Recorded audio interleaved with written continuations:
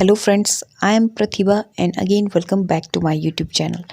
तो आज के इस वीडियो में हमारा जो टॉपिक है बीएड का, जो हम नेक्स्ट असाइनमेंट आपके साथ आज शेयर करने वाले हैं यहाँ पर, वो है मोनो एक्ट के ऊपर, एकल अभिनय के ऊपर किस तरीके से आप बीएड में फ़ाइल प्रिपेयर कर सकते हो। ठीक है, बीएड 4th सेमेस्टर में ये जो है फ़ाइल आपको बनाने के लिए दी जाती है, प्रिपेयर करने के लिए दी जाती है। ठीक है, और इस फाइल को आप किस तरीके से प्रिपेयर कर सकते हो, क्योंकि इसका जो कंटेंट है वो काफ़ी कम मिलता है इंटरनेट में। ठीक है, तो इस वजह से ये फाइल्स लाने में हमें थोड़ा सा ज़्यादा टाइम लगा है, बट ये फ़ाइल हम आपके लिए लेकर के आ रहे हैं। तो यहाँ पर है, आज हम बात करेंगे कि मोनो एक्ट की फ़ाइल आप किस तरीके से प्रिपेयर कर सकते हो।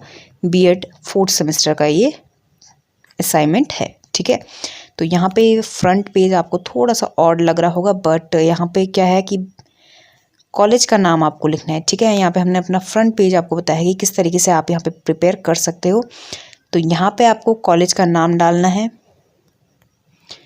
जिस भी कॉलेज से आपको असाइनमेंट मिलता है या फिर जिस भी कॉलेज में आप पढ़ते हो। तो यहाँ पे कॉलेज का नेम आएगा।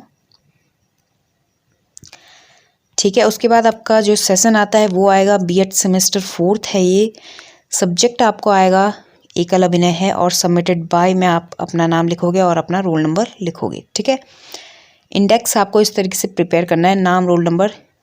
अगर आपके पास जो है इंडेक्स का पेज जो मिलता है मार्केट में वो है तो ठीक है, नहीं है तो आप प्रिपेयर कर सकते हो इसे। ठीक है, सब्जेक्ट यहाँ पे drama in art and education. ठीक है, drama in art and education है, बीएड का ये बीएड क्लास का है।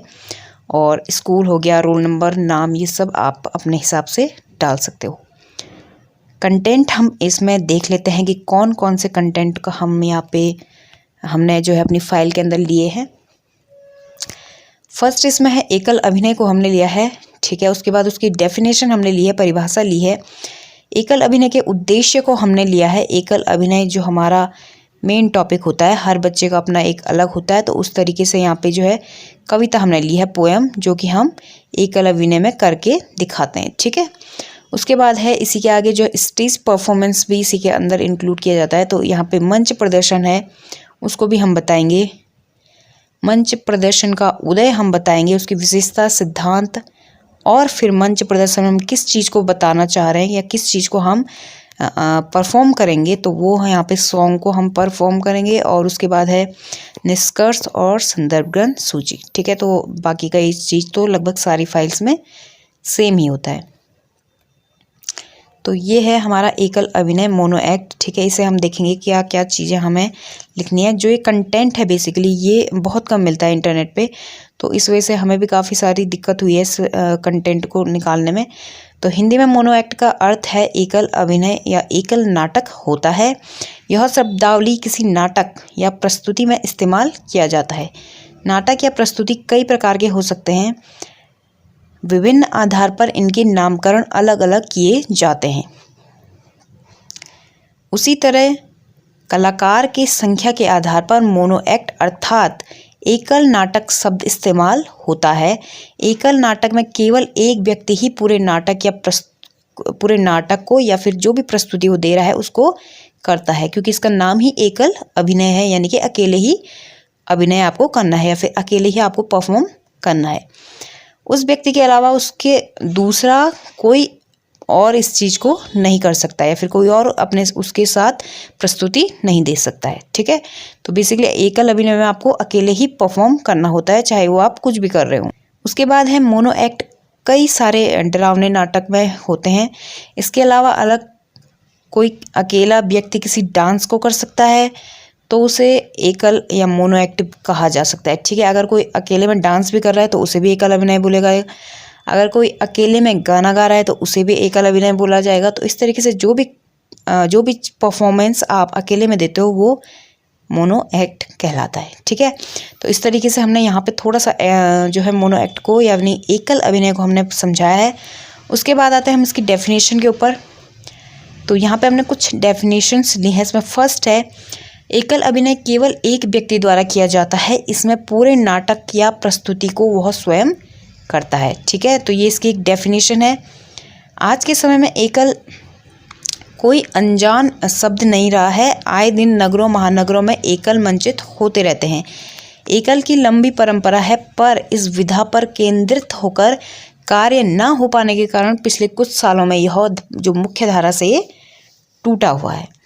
नेक्स्ट इसकी जो डेफिनेशन है एकल अभिनय की, वो है रंगमंच की शुरुआत ही एकल से हुई है। ठीक है, मतलब कोई भी चीज़, किसी भी चीज़ की जब भी हम परफॉर्मेंस करते हैं तो उसका जो बेस है यानी कि जो उसका रूट है वो क्या है, एकल से ही पैदा हुआ है। ठीक है, नाटकों के अंदर एकल अभिनय एक लंबे अरसे से प्रयोग में है। संस्कृत नाटकों में कई ऐसे स्थल हैं जहां अभिनेता देर देर तक अकेला अभिनय करता दिखता है।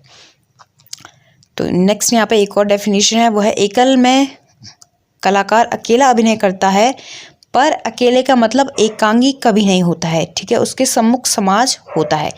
ठीक है, मतलब वो अभिनय कर रहा है तो उसे देखने वाले भी वहाँ पर मौजूद होने चाहिए। तो यहाँ पे फर्स्ट डेफिनेशन जो है वो है महिम भट्ट के अनुसार क्या डेफिनेशन हमने यहाँ पे ली है, जब किसी एकल व्यक्ति द्वारा किसी भी विषय पर कोई एक्टिंग की जाती है तो उसे एकल नाटक कहा जाता है।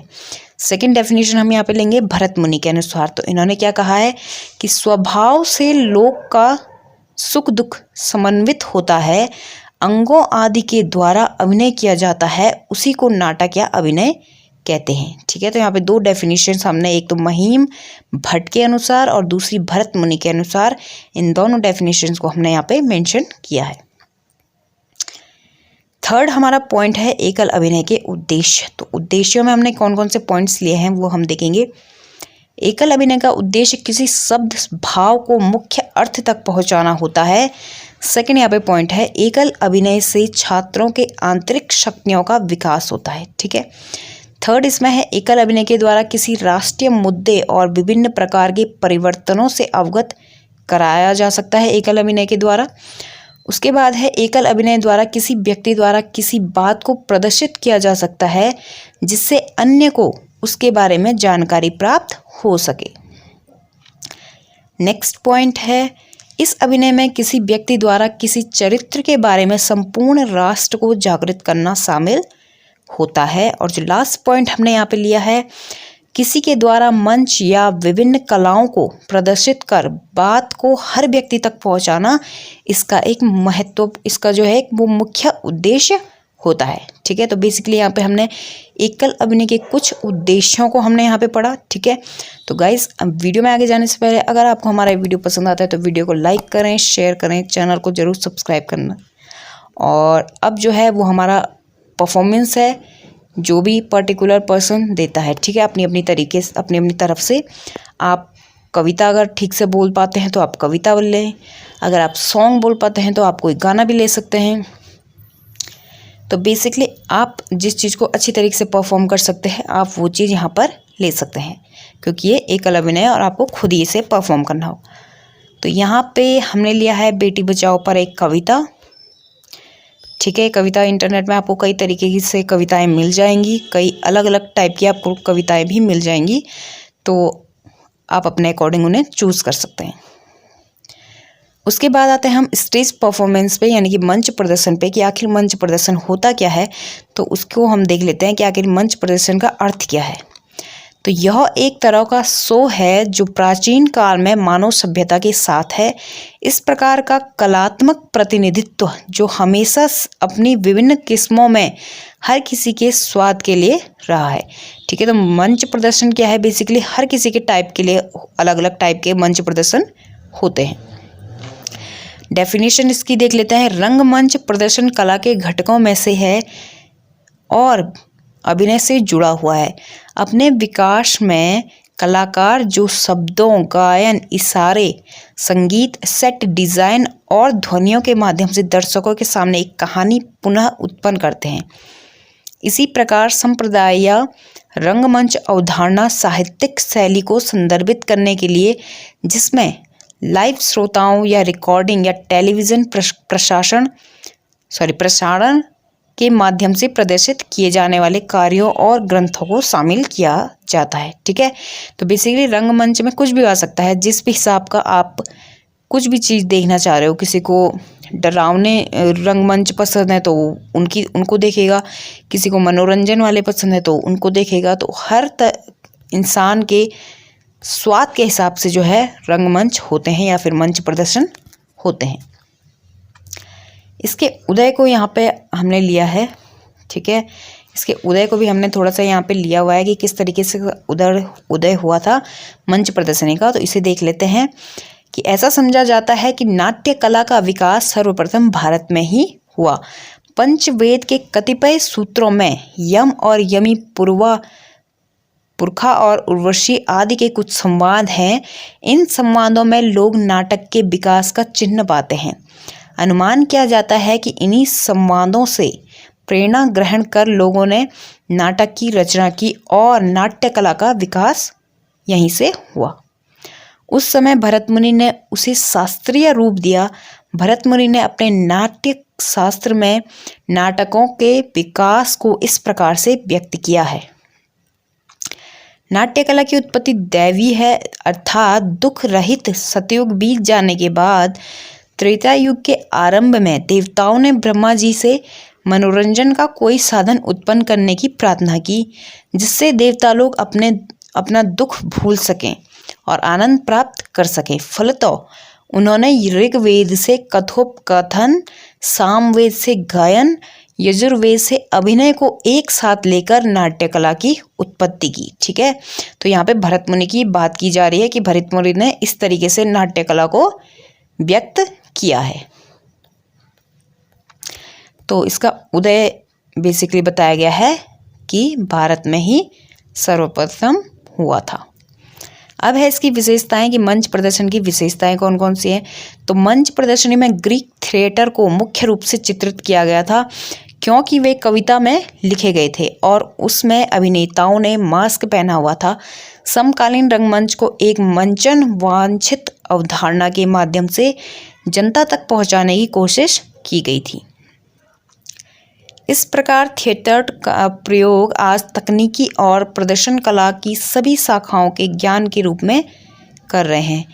थिएटर अलग अलग समय और संस्कृतियों के साथ विकसित हुआ है। आज हम कई शैलियों की गणना कर सकते हैं। कॉमेडी हो गया, ड्रामा हो गया, कठपुतली थिएटर या कठपुतली जो भी है, संगीत, चीनी ओपेरा आदि का रंगमंच आज के समय में किया जाता है। ठीक है, तो ये चीज़ें भी हमारे रंगमंच की विशेषताएं हैं। उसके बाद है मंच प्रदर्शनी के सिद्धांत। कौन कौन से सिद्धांत हैं, यहाँ पे हम सीधे नियमों को यहाँ पे देख लेते हैं। बट अगर आपको फिर भी ये कंटेंट लेना है, अगर आपको फाइल प्रिपेयर करनी है और आपको ये कंटेंट लेना है, तो आप सिंपल से इसके स्क्रीनशॉट ले सकते हो और आप इसे नोट डाउन कर सकते हो। यहाँ पे हम सीधे सिंपल इसके जो है नियमों पर प्रकाश डालेंगे। तो यहाँ पे हमने सिर्फ 4 नियम इसके लिए हैं। फर्स्ट जो हमने इसका रूल लिया है वो क्या है कि मंच प्रदर्शनी में श्रोताओं के अनुकूल भाषा का प्रयोग किया जाना चाहिए। ये पहला है, क्योंकि तभी लोगों में इंटरेस्ट आएगा आपके जो भी आप प्रदर्शित कर रहे हो या फिर जो भी आप परफॉर्म कर रहे हो उसके प्रति लोग तभी जो है मनोरंजित होंगे लोग। ठीक है, सेकंड है इसमें मंच प्रदर्शनी में श्रोताओं की रुचि के अनुसार विषय को लेना चाहिए। थर्ड इसमें है मंच प्रदर्शनी में वेशभूषा का जरूर ध्यान रखना चाहिए।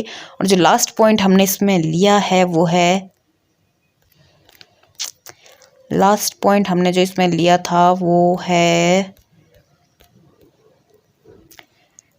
अच्छा लास्ट पॉइंट है इसमें कि मंच प्रदर्शनी में विषय का ज्ञान होना आवश्यक है। ठीक है, तो बेसिकली ये 4 रूल हैं किसी भी मंच प्रदर्शनी को जब भी आप परफॉर्म करते हो, तो इन चीज़ों का आपको ध्यान रखना है।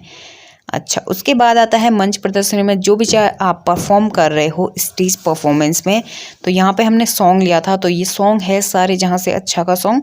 ठीक है, तो इस सॉन्ग को भी ले सकते हो, आप चाहें तो किसी और सॉन्ग को भी ले सकते हो, जो भी आप परफॉर्म कर सकते हो। लास्ट में हमारा आता है निष्कर्ष। ठीक है, तो निष्कर्ष लगभग हमारी सभी फाइलों में हमने मेंशन किया रहता है।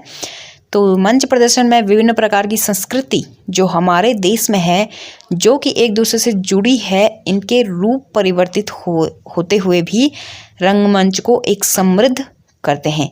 मूल रूप से प्रदर्शनकारी होने के कारण ये सभी स्वतंत्र रूप से किसी भी समसामयिक या शाश्वत विचार विषय की अभिव्यक्ति का माध्यम बनने में समर्थ हैं और उनका प्रदर्शनकारी होना ही उन्हें रंगमंच से जोड़ता है। आधुनिक भारतीय रंगमंच में कई कल्पना शक्ति रंगकर्मियों ने विभिन्न नाट्य प्रस्तुतियों में आधुनिक जीवन के भाव को प्रासंगिक और प्रभावशाली ढंग से मंच पर रूपांतरित करने के लिए इन विविध रूपों का प्रयोग कलात्मक विवेक से किया है। तो बेसिकली यहाँ पे निष्कर्ष हमने निकाला है। आप चाहें तो अपने अकॉर्डिंग कुछ और भी यहाँ पे मेंशन कर सकते हो, जो भी आपको सही लगता है। लास्ट में है संदर्भ ग्रंथ सूची। ठीक है, मतलब इस चीज़ को मैं हमेशा आपको बताती हूँ कि जहाँ से भी आपने जो है अपना कंटेंट ये लिया है, जिससे आपने अपनी फाइल को प्रिपेयर किया है, वो चीज़ आपको यहाँ पे मेंशन करनी होती है। तो मैक्स ज्ञान जीके और विकिपीडिया करके कुछ वेबसाइट्स हमने यहाँ पे ली हैं, जहाँ से हमें अपना ये कंटेंट मिला है। तो आई होप गाइज आपको हमारा ये वीडियो पसंद आया होगा। अगर आपको हमारा ये वीडियो पसंद आया तो वीडियो को लाइक करें, शेयर करें, चैनल को जरूर सब्सक्राइब करते रहें। Thank you so much.